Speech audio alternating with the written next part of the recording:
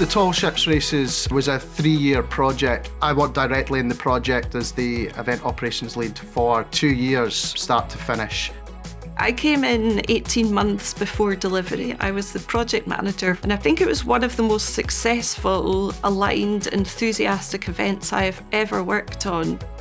The complexity of the event meant that the core team was just insufficient for delivering the standard event that we wanted to. So we identified early that specialist contractors across a range of disciplines would be required. From our production team to our site management to specialist health and safety managers to ensure that we could deliver a festival within the busiest port in Scotland. We wanted to engage the best of the best from the events industry, and one of the key things is to identify the roles in the first place. What are the roles? Where are the gaps?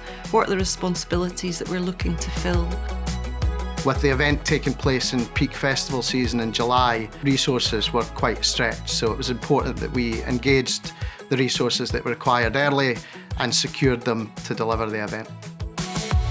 The event industry, I think, is quite unique. It's often who you know as much as what you know. We talk a lot about the network and relationships in the event industry, and it's key. You might know the right person, but if you don't, you know the person that will know the person. That makes all the difference. That's the key connections, and the relationship building is at the heart of the events industry.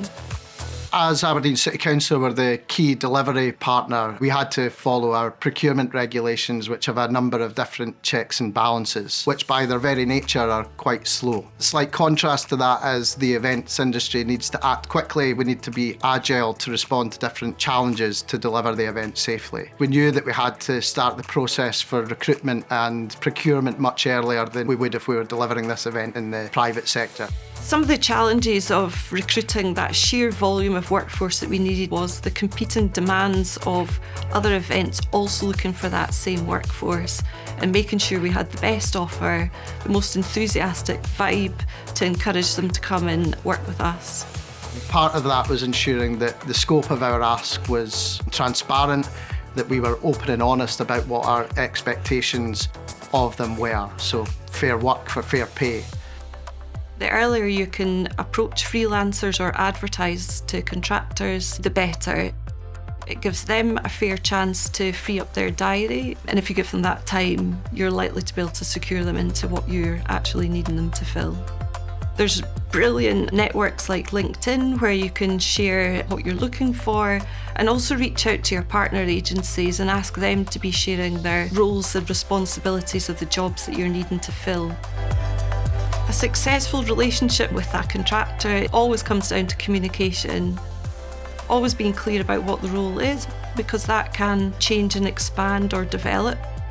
And share how the project's doing along the way before they actually come on board, so they start to feel part of the team. Working in the events industry is hard work. It's long hours under an incredible amount of pressure, and the expectation of the public is considerable. For 2 years, we had been telling people that we would attract over 400,000 people to the event, and I was a little bit nervous that if you build it, they will come principle might not actually be the case. To see the event open on the Saturday morning, the ribbon cutting, and see Marshall Street lined with people, not in the best of weather, but to see the crowds come out was such an incredible feeling.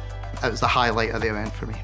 Working between multi-agency partners to ensure that the event stayed safe and the visitors were able to just enjoy themselves when they were there, and all the things that we'd planned. Seeing the quaysides full every day from the moment we opened the gates till they closed the gates in the evening, to actually see it come to fruition was amazing.